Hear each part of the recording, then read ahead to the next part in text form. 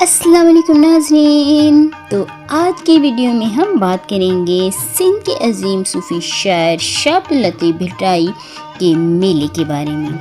شاہ عبداللطیف بھٹائی سندھ کی پہچان ہیں۔ آپ نے اپنی شاعری میں محبت، امن اور بھائی چارے کا پیغام دیا۔ آپ کی سب سے مشہور کتاب شاہج و رسالہ ہے۔ شاہ عبداللطیف بھٹائی کا وصال 14 صفر 1752 عیسوی میں ہوا۔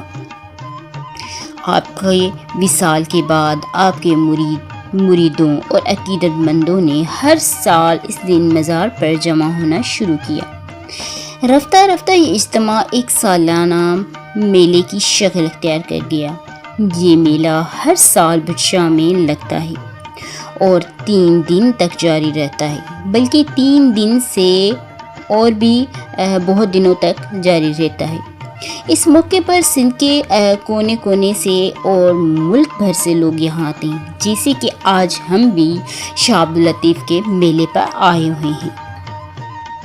زائرین مزار پر حاضری دیتے ہیں، پھول نچھاور کرتے ہیں اور دعائیں کرتے ہیں۔ میلے میں جھولے لگائے جاتے ہیں، مٹھائی اور لنگر تقسیم کیا جاتا ہے۔ بچے اور بڑے سب جھولوں اور میلے کی رونق سے لطف انداز ہوتے ہیں۔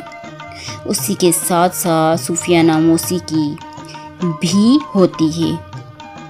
یہ میلہ صرف ایک ثقافتی تقریب نہیں بلکہ ایک روحانی پیغام بھی ہے۔ اس کا مقصد